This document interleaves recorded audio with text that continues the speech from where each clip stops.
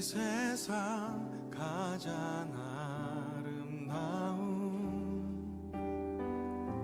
순종의 눈물, 온 세상 다시 빛나게 한 생명의 눈물,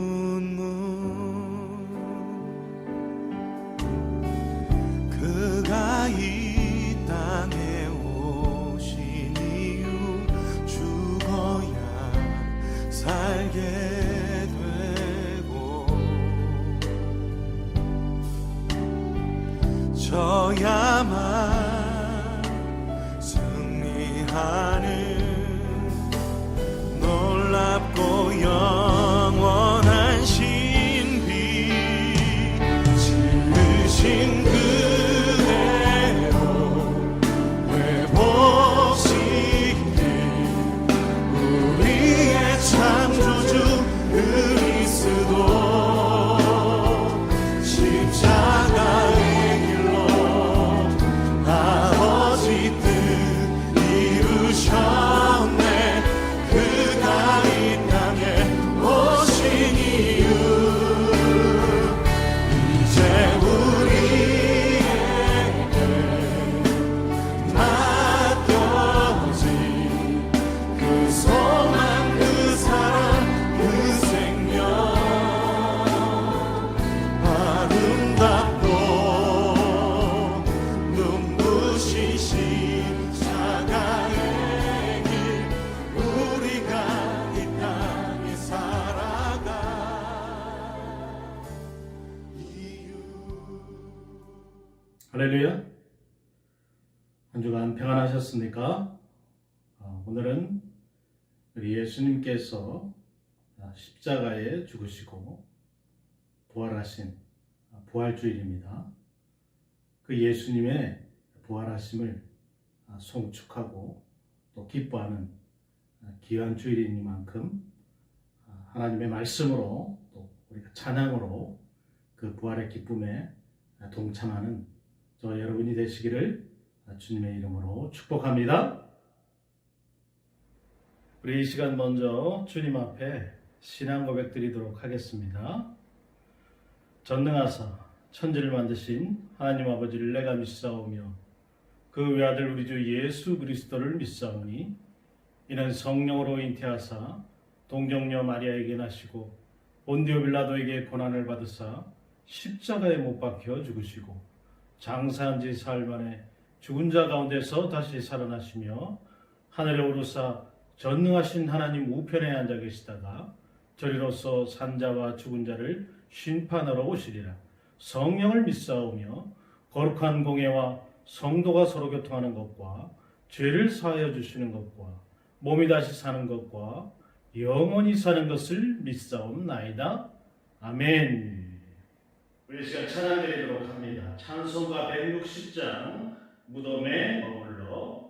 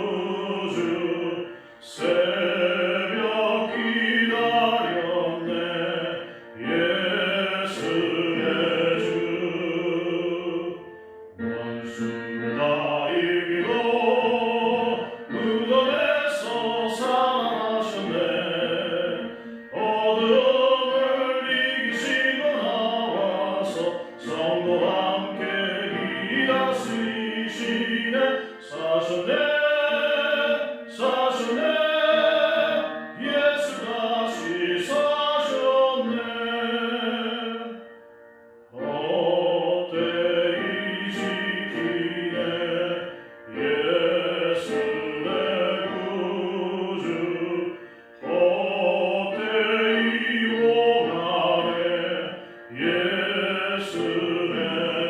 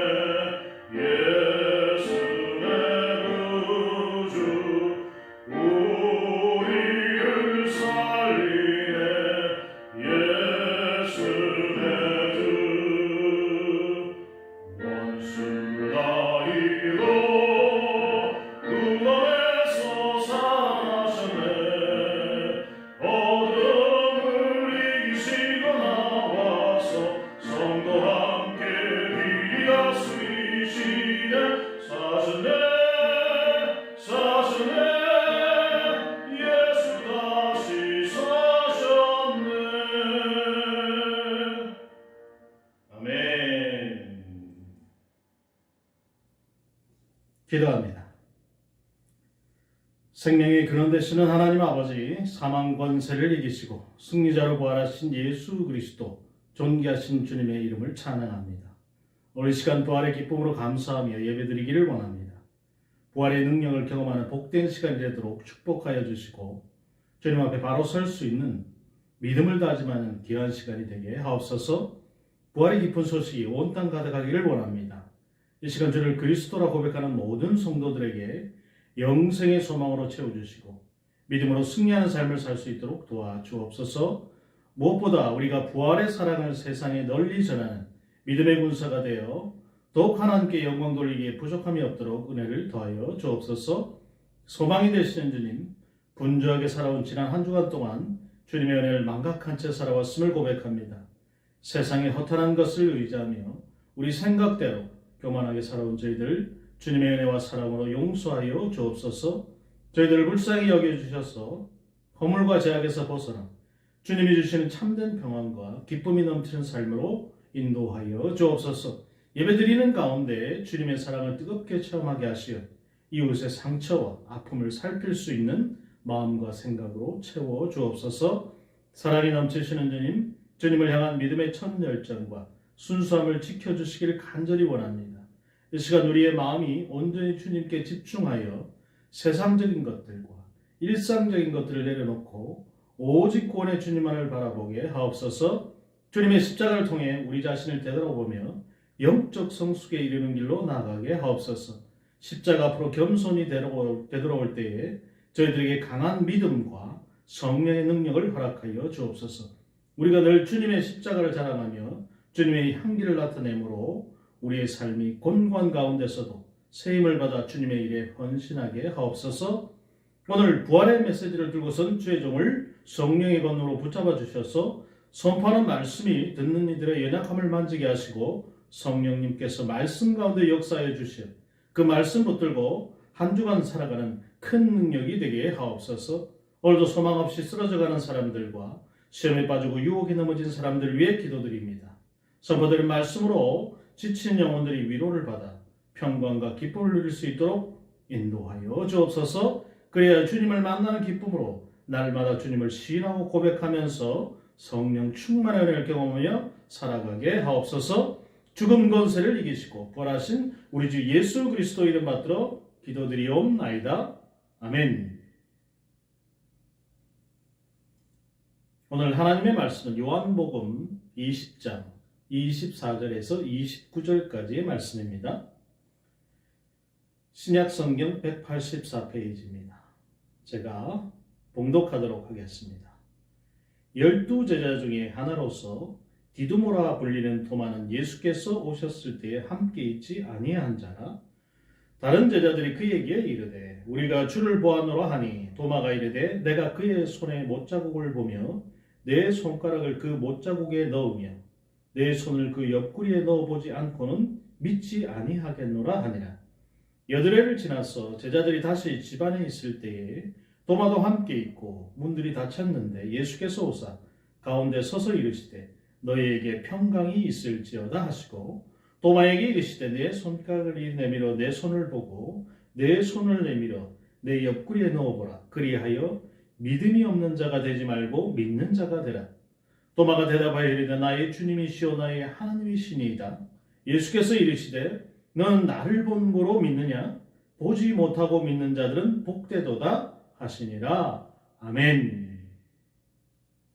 할렐루야. 부활의 주님을 찬양합니다. 오늘은 부활주일입니다. 여러분들도 잘 아시다시피 예수님께서 우리의 죄를 대신해서 십자가에 죽으시고 3일 만에 부활하신 그 부활을 기념하는 부활주일입니다. 그래서 오늘 요한복음 20장 24절에서 29절의 말씀으로 부활을 믿으십니까? 라는 제목으로 여러분과 은혜를 나누기를 원합니다. 어떻게 들리면 뜬금이 없는 것 같죠? 부활을 믿으십니까? 교회에 다니고 있는데 부활을 믿으십니까? 이렇게 질문하니까 그렇게 느끼실 수도 있는데 그럼에도 불구하고 교회에 우리가 다니고 있지만 부활을 제대로 경험하거나 믿지 않고 있는 사람들이 많이 있기 때문에 이런 말씀을 드린다고 할 수 있겠습니다. 하나님께서 오늘 우리들에게 주신 그 말씀을 중심으로 해서 부활을 믿으십니까? 라고 하는 이 제목으로 함께 말씀을 나누기를 원하는데, 자, 이제 예수님께서 십자가에 달리시고 무덤에 장사를 지낸 후에 제자들은 유대인들을 무서워해서 이제 문을 닫고 한 곳에 전부 모여 있었어요. 바로 그 장소에 이제 부활하신 예수님께서 나타나셔서 제자들을 위로하고 소망을 주셨습니다. 그런데 그 자리에 오늘 이 주인공 디두모라고 하는 이 도마는 없었어요. 그런데 얼마 후에 이제 도마가 오자 제자들은 도마에게 열심히 그 부활하신 예수님에 관해서 확신을 갖고 설명을 하기 시작합니다. 그러나 이 도마의 반응이 냉담한 거예요.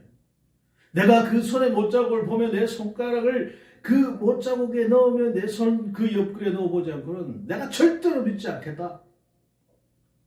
도마의 이 같은 이 처사를 우리가 두 가지 측면으로 설명을 해볼 수 있겠어요. 그 첫 번째는 우리가 부정적인 측면에서 그것을 보는 것입니다. 예수님의 제자로서 3년간이나 함께 생활을 했고 또 평소 주님 자신이 다시 살아나실 것을 말씀해 주셨음에도 불구하고 그토록 강력한 부정적 언어로 표현을 했다는 것은 그의 신앙심을 의심하지 않을 수가 없어요. 그것은 도마의 경우만은 아닐 것입니다. 다시 말해보면 이 조상 때부터 예수를 믿고 수십 년 교회를 드나들었고 나름대로 교회의 직분까지도 받은 사람들이지만 정말로 예수가 부활하셨다는 사실을 믿지 못하는 사람들이 있다는 것을 우리는 인정해야 합니다. 조사를 해봐도 그래요. 부활을 믿으십니까? 이렇게 조사해보면 교회의 사람들 중에 그것을 제대로 대답하는 사람은 생각보다 여러분 많지 않습니다. 사실을 믿지 못하는 사람도 있다는 것을 우리가 인정할 필요가 있어요. 그러니까 여러분 이 믿음이라고 하는 것, 믿는다고 하는 것이 얼마나 중요한가를 우리가 알 수 있는데 경남의 어느 중소도시에 이제 목회하시는 목사님이 계셨어요. 그런데 어느 주일에 처음으로 이제 교회를 찾아서 나온 신입교인 한 사람을 맞이했습니다. 목사님이 얘기를 하죠. 처음 오셨으니까 참 잘 오셨습니다.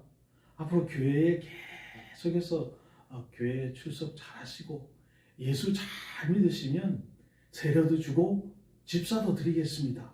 이렇게 얘기했어요. 그러니 열심히 교회에 나오십시오. 그런데 이 신입 교인이 이 목사님 말을 딱 듣고 교회에 열심히 출석하면 집을 사주겠다고 말을 잘못 알아들었어요. 아니 목사님 그게 정말입니까? 정말 집도 사줍니까? 그럼요. 목사 거짓말 하겠습니까? 가난했던 이 교인이 이제 집이 없어서 남의 집에 새들어서 살고 있었기 때문에 이 목사님 말에 감동을 받아 열심히 교회에 출석을 한 거예요. 그리고 만 1년 만에 학습 세례까지 다 받았습니다. 3년이 되던 해 10년 초에 이제 서리 집사로 처음 임명을 받았어요. 그리고 그 가을의 어느 날에 그 집사는 목사님을 초청해서 예배를 드리고 싶다고 했어요. 그러면서 얘기합니다. 전세방을 면하고 자기 집을 구하게 되어 이사를 했다는 거예요. 이사 감사 예배를 드린 후에 그 집사는 목사와 여러 교우 앞에서 고백할 게 있다고 했어요. 목사님, 처음 제가 교회에 나왔을 때 예수 잘 믿으면 집 사주신다고 해서 제가 열심히 교회 다녔는데 목사님이 그 집 사주신 집사를 주신 뒤로 정말 제가 이렇게 집을 사게 되었습니다. 하나님께 감사드립니다. 이렇게 웃었다는 거죠. 잘못 알아들은 거잖아요. 집사 집돈 주겠다고 그러는데 집을 사주겠다고 그렇게 들었던 거죠. 그러니 여러분, 잘못 들어도 그걸 제대로 믿는 거 얼마나 중요합니까? 세상에 제일 불쌍한 사람이 여러분, 못 믿을 거 믿고 사는 사람이에요. 그러다가 그 뒤에 후회하는 사람들이 많습니다. 거짓말을 진실로 믿고 허상을 실상으로 보고 없는 것을 있는 듯이 아무 가치도 없는 것을 소중한 것이냐 착각하고 거기에 매달려 사는 사람들은 대단히 불쌍한 사람들이죠. 이보다 더 불쌍한 사람은 믿을 것을 못 믿는 사람입니다. 당연히 믿어야 하는 그 진실을 회의하고 살아가는 사람은 자신도 괴롭고 남까지 괴로워요. 충분히 믿을 만한 남편을 두고도 믿지 못하고 속을 끓이는 아내는 불쌍한 사람이죠. 조강지세를 두고도 그 아내를 불신하는 남편은 대단히 불행한 사람이죠. 여러분 뉴스 보면 이런 문제로 인해서 살인나는 일들이 너무 많다는 거예요. 안타깝지 않습니까? 왜 아내와 남편을 못 믿습니까? 자, 두 번째는 이 긍정적인 측면에서 우리가 보는 경우인데 어떤 면에서 보면 이 오히려 도마는 솔직한 사람이에요. 믿어지지 않는 것을 믿어지지 않는다고 말하는 사람이 솔직한 사람이라고 할 수 있죠. 확신도 없고 믿어지지도 않으면서 겉으로 믿음이 있는 체 않은 사람보다 도마가 훨씬 정직한 사람에 속하지 않습니까?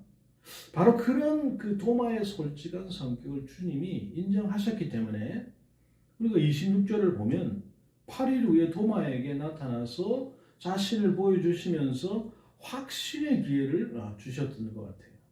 도마 같은 성격의 사람들은 우물우물하거나 불의와 타협할 줄을 모릅니다. 저 같은 사람이죠. 정말 안 믿어지는 거 눈으로 보기 전에는. 에브라함 링컨이 변호사로 있을 때 한 사람이 사건을 가지고 찾아와서 자기를 변호해 달라는 부탁을 합니다. 사건 내용을 다 듣고 난 링컨이 듣고 보니 이 사건은 당신 잘못이네요. 그래서 저로서는 이 사건을 변호할 수가 없겠습니다. 라고 거절해요. 화가 난 그 사람이 소리 지르면서 아니 당신 평생 동안 먹을 수 있는 돈을 주겠다는데 거절하는 이유가 뭡니까? 변호사라는 게 사건을 맡아서 최선을 다하는 거 아니요? 이렇게 대드는 거예요. 링컨은 조용하게 그래도 저는 거절하겠습니다. 내가 평생 먹을 것은 하나님께서 이미 약속해 주셨기 때문에 우리 아버지께서 원치 않는 불의를 옹호할 수 없습니다. 라고 대답했다는 거예요. 부정직과 허위로 자신을 감싸는 시대, 솔직하게 진실한 사람들이 그리워지는 시대입니다. 요즘 같았으면 어땠을까요? 제가 변호해 주죠. 아니 살인하고 죽였는데도 변호한다 이 말이에요. 변호사들이. 그래서 변호사들이 다 나쁘다는 얘기는 아닙니다. 아무튼 이런 비상식적인 변호사들이 너무 많아요. 자, 8일 후에 도마에게 나타나신 주님을 27절에서 내 손가락을 이 내밀어 내 옆구리에 넣어보라. 그리하고 믿음 없는 자가 되지 말고 믿는 자가 되라 이렇게 말씀하십니다. 주석가 메이어가 말합니다. 그때 도마는 믿음 없는 자가 되어가고 있는 도중이었기 때문에 주께서 도마에게 나타나서 옆구리와 손의 못자국을 보여주지 않았더라면 영영 믿음 없는 자로 전락해버렸을 것이다 라고 했습니다. 그런데 우리는 이 사건 속에서 주님의 사랑을 발견하게 되는 거예요. 도마처럼 믿음이 없어져가는 사람들 그냥 방치하지 않으시고 믿음의 등불이 꺼져가지 않도록 새로운 힘을 공급하여 주시는 주님의 사랑을 깨닫게 되는 것입니다. 사랑이라는 것은 여러분 손으로 만지고 눈으로 보는 것은 아닙니다. 사랑이라고 하는 것은 손과 눈과 발로 느끼기보다는 가슴으로 느끼는 거죠. 도마의 이런 경험주의적이고 합리주의적인 이 시각은 우리 현대인들도 마찬가지입니다. 우리는 도마를 매도하거나 비판할 수 없습니다. 도마의 이 모습에서 우리 현대인의 모습, 아니 우리들의 모습을 보는 거예요. 늘 사람들이 하는 말을 들어보면 뭘 봐야 믿겠다고 하잖아요. 체험을 해야 내가 믿겠다고 합니다. 또 무슨 꿈을 꾸어야겠다고 하는 거예요. 이적을 보고 싶고 기적을 보고 싶어 하는 것입니다.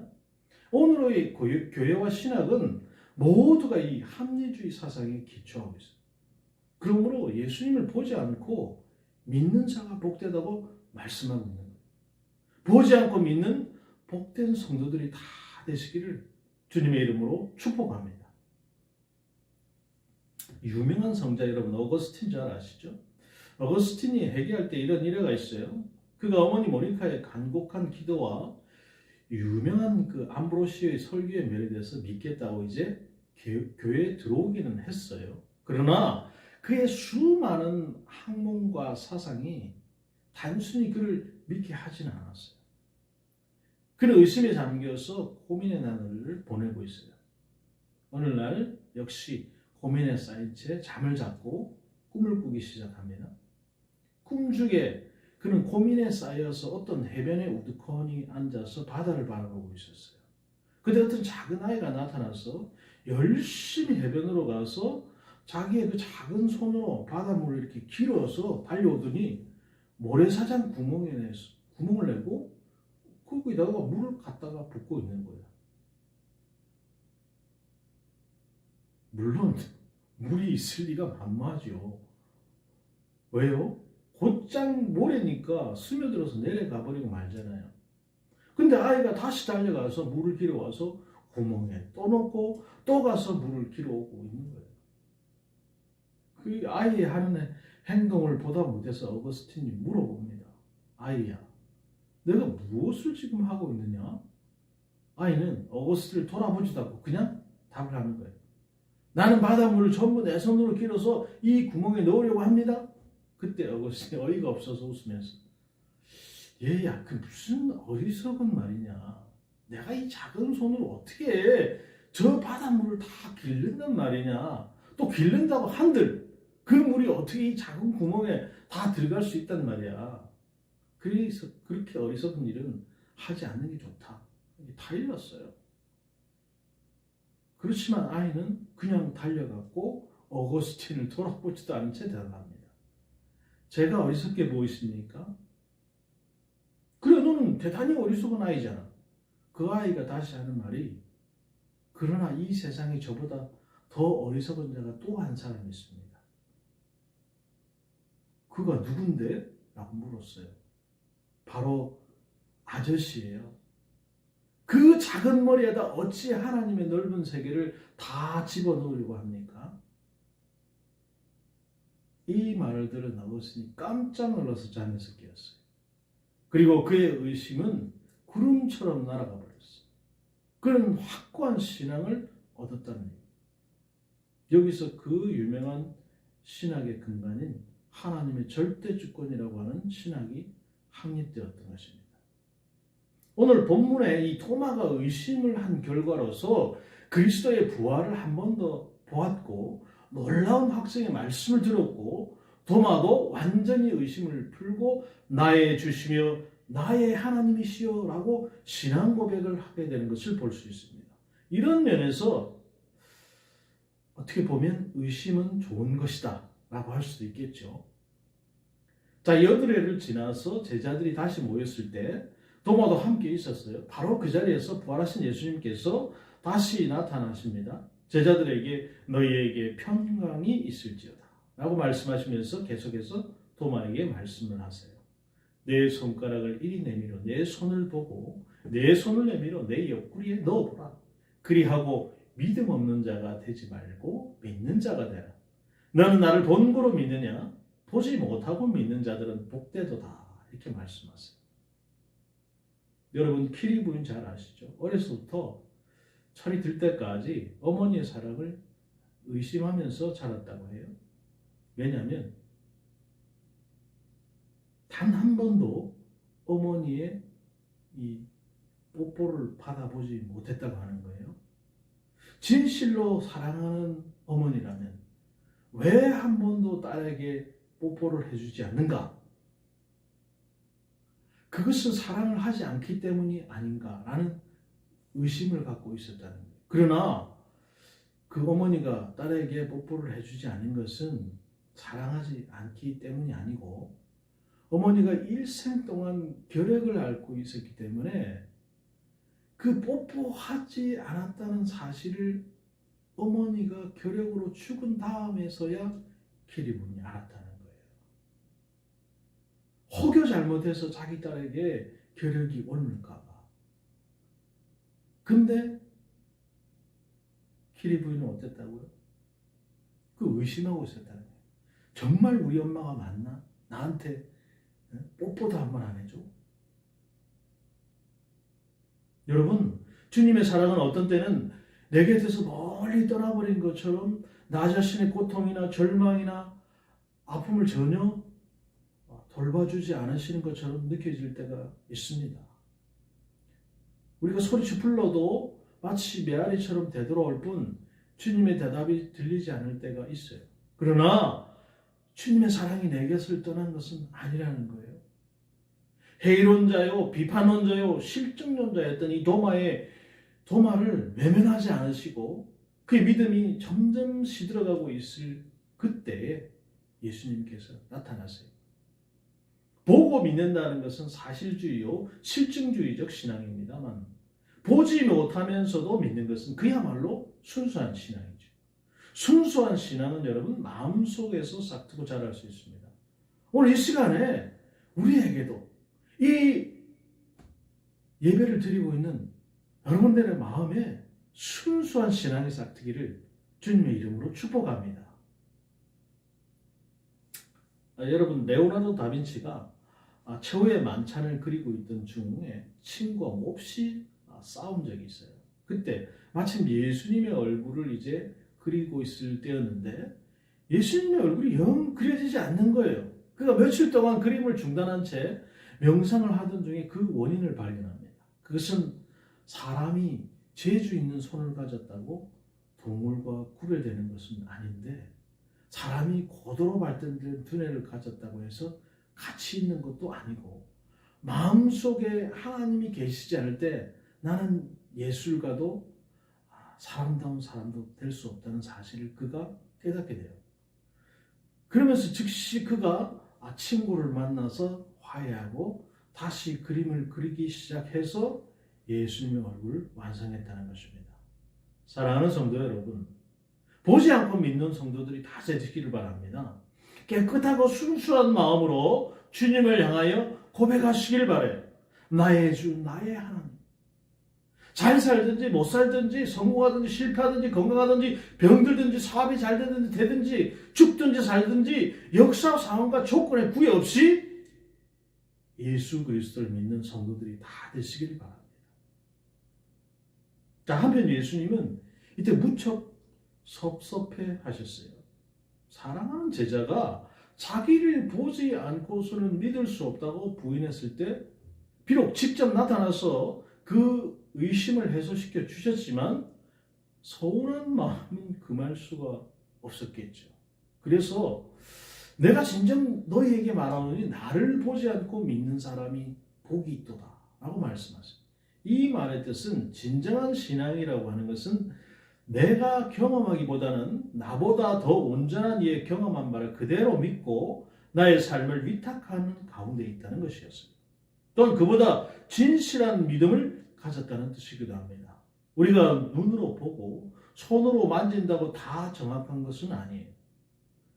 알고 믿는 것이 아닙니다. 믿고 아는 것이죠. 이 점을 우리가 잊지 말아야 합니다. 항원역이 되었습니다. 바닷가에 앉아 바라보자니 해가 뉘엿뉘엿 수평선 안으로 잠겨 들어갑니다. 한 어린이가 말합니다.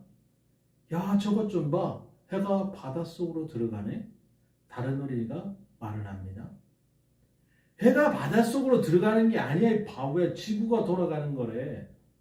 앞에 어린이 눈에 보이는 것은 그대로를 우깁니다. 아니 참 눈이 있으면 봐봐. 저봐. 바닷속으로 잠기고 있잖아, 해가. 그러나 다른 어린이는 확신에 차서 말하는 거예요.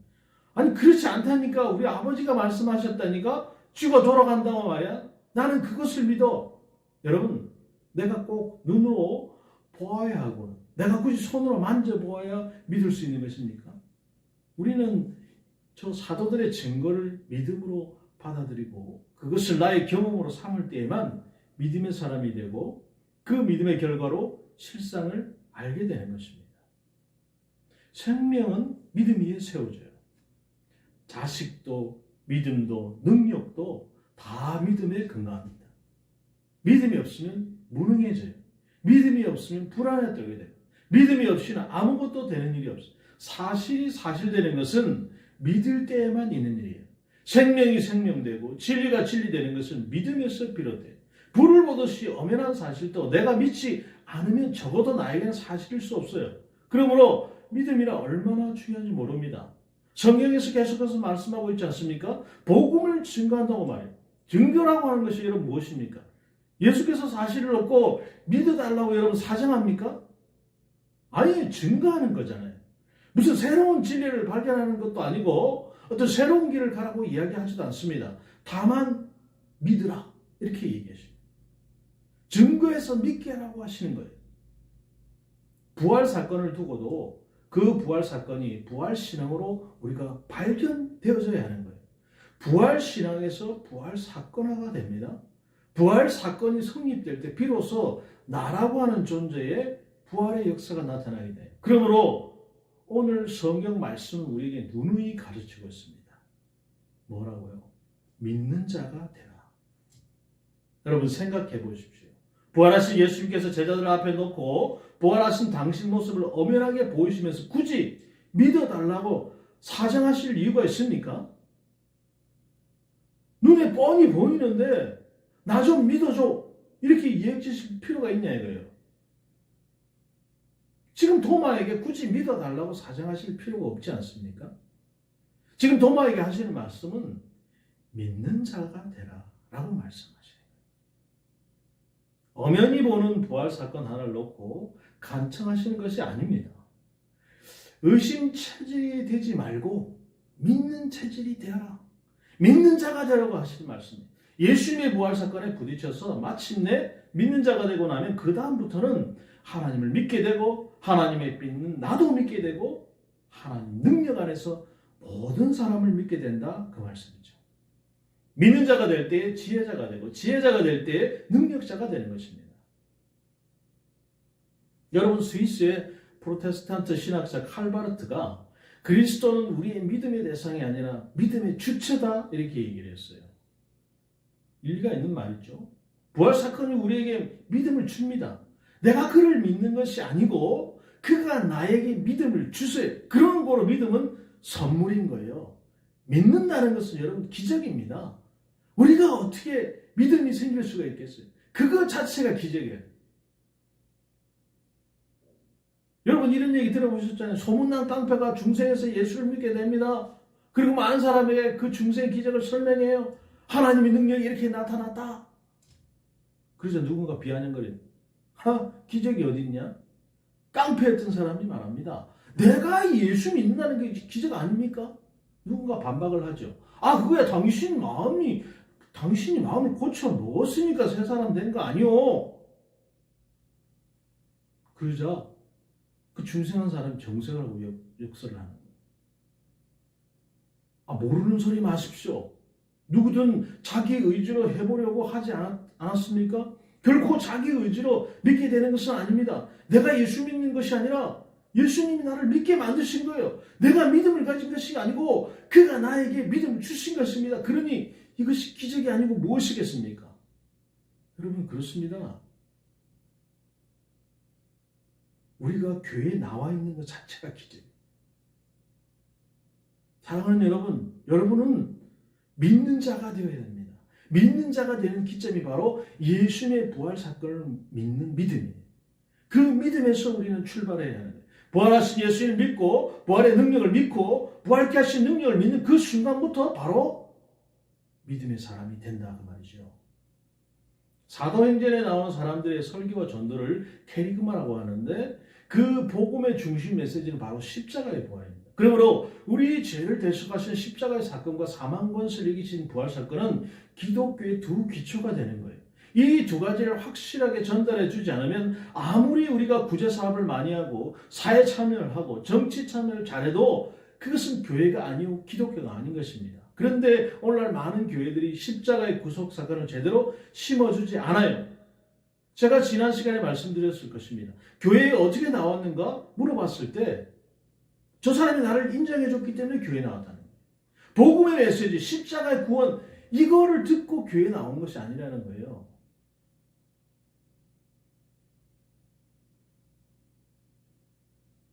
여러분, 십자가의 사건은 우리 인류에게 희생과 봉사의 모범으로 가르치고 부활은 사회가 변화되고 새롭게 되는 것을 의미한다고 얘기합니다. 교회가 살고 민족이 살고 이 나라가 사는 참된 비결은 십자가와 부활의 메시지를 바로 전해 죽은 영혼들을 구원하고 거듭나게 하는 것입니다. 교회가 너무 영적이고 타계적이고 개인 구원을 강조하기 때문에 부패하는 것이 아니고 도리어 참된 신앙이 없이 생명을 살리는 십자가와 부활을 바로 전하지 않았기 때문에 그렇게 되는 거예요. 예수님 당시 제자들이 부활하신 주님을 만나기까지 부활을 믿지 못했던 것처럼 오늘날 교회 다니고 예수를 믿는 것 같으면서도 부활 신앙이 없는 기독교인들과 지도자들이 많다는 것입니다. 믿음은 여러분 참으로 귀중하잖아요. 금보다 귀하고 세상이 그 무슨 보화보다도 귀중한 것입니다. 믿음이 없이는 하나님을 기쁘게 할 수도 없고 믿음이 없으면 제사함도 구원도 받을 수 없지 않습니까? 그러므로 믿음을 소중히 여기고 귀중히 보관할 줄 알아야 되는 거예요. 마귀에게 속아서 함부로 불신의 말이나 부정적인 말을 해서는 안 되는 거예요. 꿈에라도 여러분 불신앙의 생각이나 말을 했어도 안 되는 것입니다. 마치 굶주린 자가 적은 곡식 한 줌이라 소중히 여기듯이 무인도에서 마지막 남은 성냥개를 사용하듯이 작은 믿음이라도 여러분 우리가 소중히 여기고 그 믿음을 키워나가도록 해야 되는 거예요. 나이아가라 폭포는 여러분 1초 동안에 엄청난 양의 물이 떨어지면서 천둥치는 것 같은 경험을 냅니다. 그런데 그 위에 안전한 철교가 놓여져서 많은 사람들이 건너다니죠. 어떻게 그 다리를 놓았을까요? 그 엄청난 거리를 먼저 연을 날려서 가는 실을 저쪽으로 넘겨보냅니다. 그 다음에 굵은 케이블선을 연결해서 결국 튼튼한 철교를 놓게 되는 거예요. 여러분 실 같은 믿음이라도 던져버리지 말고 꼭 잡고 키워나가면 엄청난 믿음의 용사가 될 수 있는 것입니다. 나는 믿음이 너무 적어요. 걱정할 필요 없어요. 저는 얼마나 의심이 많은 사람인지 모릅니다. 얼마나 합리적인 사람인지 모릅니다. 그리고 얼마나 실용주의적인 사람인지 모릅니다. 그러니 예수님을 믿을 수가 있었겠습니까? 정말 힘들었어요, 저는. 그러다가 하나님 믿게 되고 그 다음 예수님의 구속을 주로 믿으면서 구원의 확신을 갖게 되고 그 다음에 성령의 역사를 체험하여 믿게 되는 거예요. 여러분, 우리가 여기서 저기 미국이나 지구의 반대쪽 전화로 연결하면 바로 앉은 사람에게 이야기하듯이 의사소통을 할 수 있잖아요. 요즘에는 옛날하고 틀려가지고요. 통화 감도가 너무너무 좋습니다. 정말 옆에서 이야기하는 거죠. 딜레이도 옛날처럼 그렇게 길지가 않아요. 바로바로 이 얘기가 돼요. 이와 같이 여러분 믿음의 줄을 통해서 우리가 하나님과 교통할 수 있고 하나님께 기도드릴 수가 있고 믿음의 줄을 통하여 음성이 들려오고 축복을 받을 수가 있는 거예요. 그러나 전선줄에 여러분 놋교를 연결하듯이 비단도타가 끼워지면 여러분 교통이 두절되고 마는 거예요. 불신앙, 회의, 비판, 의심은 이와 같이 위험하고 해로운 것입니다. 특별히 여러분 부활신앙 가장 중요한 것인데 부활을 믿지 못한다면 영생도 구원도 받을 수가 없고 모든 믿음은 헛것이 되고 마는 것입니다. 바울은 고린도서 15장 17절에 그리스도께서 다시 산 것이 없으면 너희의 믿음도 헛되고 너희가 여전히 죄 가운데 있을 것이요 만일 그리스도 안에서 우리의 바라는 것이 이생뿐이면 모든 사람 가운데 우리가 더욱 불쌍한 자리라 라고 했어요. 부활하신 예수님을 만난 도마는 그 의심의 자리에서 일어나서 나의 주시면 나의 하나님이시니다 라고 외칩니다. 우리는 여기에서 주목할 것이 28절인데 28절은 도마의 위대한 신앙 고백. 그런데 손을 봐라 옆구리를 만져보라는 주님의 말씀이 있는 후에 도마가 손을 펴서 주님의 못자국과 그 창자국을 만졌다는 기록이 없다는 사실을 우리가 주목해 봐야 돼요. 단 한 번 부활하신 주님을 직접 뵙고 20년 30년씩 교회 들렀다면서 예수가 고난을 받으셨고 승천하셨고 그리고 다시 재림하신다는 설교를 수천 번씩 들으면서 반신반의하는 어중간한 교인들에 비하면 도마는 위대한 신앙의 사람이 아닐 수 없다 그 말입니다. 단 한 번 부활의 주님을 바라보는 순간 모든 의심이 다 사라져버렸던 도마의 신앙을 우리의 것으로 받아들여야 돼요. 그날 그 자리에서 도마는 다음과 같이 위대한 고백을 합니다. 나의 주시면 나의 하나님이시니이다. 이 고백은 여러분 베드로가 가이사랴 빌립보에서 주님을 향해 드렸던 주님 그리스도시요 살아계신 하나님의 아들이시니이다 라는 고백과 맥락을 함께하고 있죠. 도마는 비록 보지 않고서는 믿지 못하는 사람이었지만 그의 의심의 장벽은 힘없이 무너지고 가장 심하게 의심하던 그가 가장 높은 신앙의 사람이 되었어요. 그 후에 도마는 여러분 믿음 없는 자가 되지 않고 믿는 자가 돼서 저 멀리 인도까지 가서 선교하다가 순교했다고 오늘날 전해집니다. 물론 이것은 외경의 기록이지만 예수님이 십자가에서 죽으신 후에 그의 제자들이 제비를 뽑아서 세계 선교지로 흩어졌다고 합니다. 도마는 인도 선교지로 제비가 뽑혔는데 그가 결코 가지 않겠다고 거절했다는 거예요. 그런데 어느 날 밤에 예수님께서 나타나서 도마야 두려워 마라.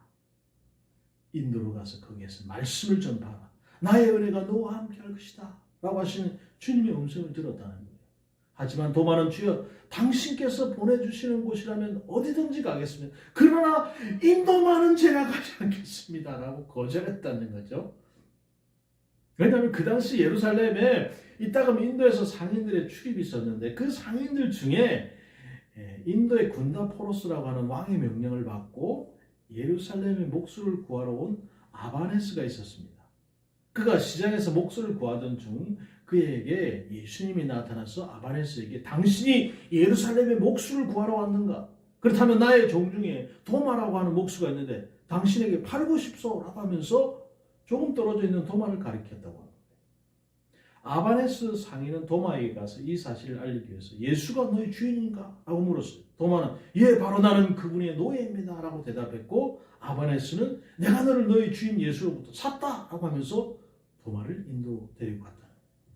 그 후에 도마는 인도 궁중에서 왕으로부터 새 궁전을 지으라는 어명과 함께 많은 돈을 받았다고 합니다. 하지만 도마는 그 많은 돈을 궁전 짓는 데 쓰지 않고 빈민들에게 나눠주면서 전도를 했다는 거예요. 왕이 도마를 불러서 자네가 지은 새 궁전을 보고 싶다. 도마는 대답하기를 내가 당신께 지어드리기로 한 궁전은 너무 아름답고 훌륭해서 지금 당장 볼 수 없기 때문에 당신이 이 세상을 떠나는 날 그 궁전을 보실 수 있게 될 것입니다. 라고 했다는 거예요. 이 말을 들은 왕이 처음에는 노발대발했지만 나중에 도마를 통해서 예수 그리스도의 궁전을 소개받고 그도 신자가 됐다고 하는 것입니다. 지금 인도에는 성도마 교회가 있는데 바로 이것이 도마가 인도에 가서 선교한 것을 입증하는 증거가 되고 있다고 하는 것입니다. 물론 그 안에 정확하게 내용들은 우리가 알 수 없지만 더 많은 여러분 믿음이 없는 자가 되어가다가 부활하신 예수를 만난 후에 다시 믿음이 있는 자로 변화되었습니다. 여러분 중에 믿음이 없는 자가 되어가고 있는 분은 없으십니까? 믿음이 바닥난 사람은 없습니까? 믿음이 없는 자가 되어가고 있는 또 믿음이 바닥난 상태에 있다면 그것은 함께하는 그리스도인의 공동체 삶에 호흡을 같이 하지 못하기 때문에 그렇다고 할 수 있습니다. 예배 시간에 제대로 모이지 못하고 우리가 기도하고 전도하는 일에 등한시하고 세상 일에만 열중하고 돈 버는 일에만 최선을 다하니까 믿음이 점점 식어가는 것입니다. 이는 또한 강한 자기 이기주의 주장 때문에 그래요. 의심 자체는 죄가 아니에요. 문제는 그것이 완전히 무너질 때 부활신앙을 체험하는 증인이 될 수 있어야 한다는 것입니다.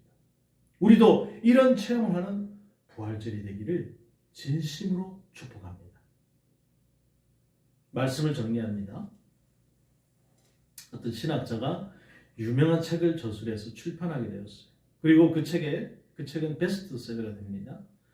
많은 사람이 그 책을 읽고 문제를 해결하고 위로의 등대불이 되었습니다. 그로부터 얼마의 세월이 지난 후에 이 신학자가 자신의 그 정신건강 문제로 정신과 전문의를 찾게 되었어요. 환자의 이야기를 다 듣고 난 의사는 걱정할 정도의 병이 아닌 것 같다면서 훌륭한 책 한 권을 소개할 테니 그 책을 다 읽도록 하십시오 라고 권했어요. 그런데도 뜻밖에도 그 책은 바로 자신이 쓴 책이었다는 거예요. 여기서 키에르케고르는 그 신학자의 경우를 들어서 다른 사람의 존재에 영향을 줄 수는 있었지만 자신의 존재에 대해서는 객관자였고 다른 사람의 문제는 해결을 했지만 자신의 문제는 해결하지 못한 것은 주체적 진리를 가지지 못한 것이다. 이렇게 얘기를 했어요. 말이 너무 어렵죠. 쉽게 우리가 속담으로 얘기하면 중이 제 머리 못 깎는다. 그런 거잖아요.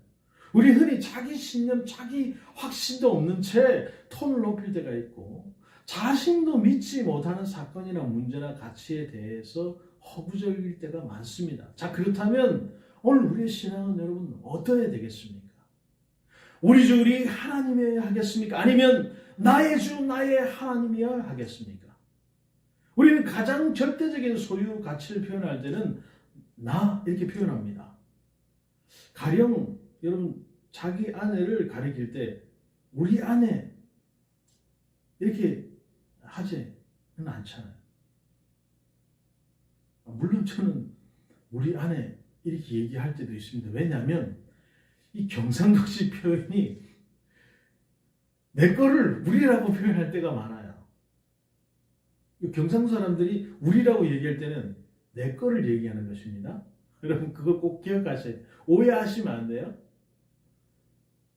또 자기 만년필을 우리 만년필 여러분 이렇게 얘기하진 않아요. 자기 돈 지갑을 가지고 내 지갑이라지 우리 돈 지갑 이렇게 하지 않는다는 것이죠. 때로는 이 우리라고 하는 개념이 얼마나 막연하고 무의미한가를 우리가 느끼게 되는데 우리 하나님? 누구네 하나님이란 말입니까? 우리 주님? 누구 주님이란 말입니까?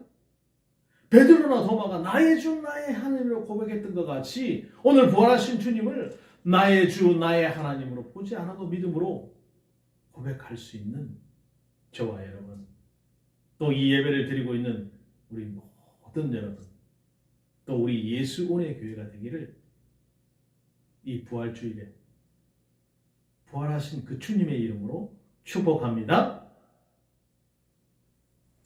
감사합니다. 그렇습니다, 여러분. 보지 않고 믿는 것이 올바른 믿음입니다. 우리는 체험하고 눈으로 보고 만지고 느끼고 해야 그것이 진짜라고 믿을 때가 많잖아요. 그것은 세상적인 물건이나 대할 때 우리가 그렇게 할 수 있죠. 우리 주님은 그런 것이 아니죠. 보지 않아도 믿을 수 있어야 되는 것입니다. 이 부활신앙, 우리를 위해서 십자가에 죽으실 필요가 없으신 그 주님께서 십자가에서 돌아가시고 3일 만에 부활하신 그 사건, 그것이 우리 믿음의 근간이 되는 이 부활주의 되었으면 좋겠습니다. 그리고 한 가지 권고를 드리자면, 우리 이재원 집사님 자제분인 이민규 성도님께서 수요일 예쁜 공주님을 얻었습니다. 여러분 축복해 주시면 감사하겠습니다. 이 부활절 이 고난 주간에 귀한 딸을 얻었어요. 하나님의 은혜 가운데 무럭무럭 그 하나님의 은혜를 풍성히 느끼면서 건강하게 성장했으면 좋겠습니다. 여러분 다 같이 기도해 주시면 좋겠습니다.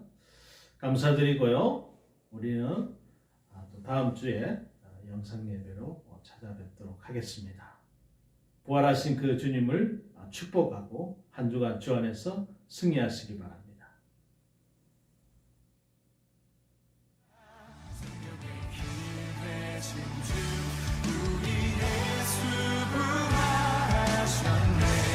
우리 두 손 들고 선포합시다. 주님을 찬양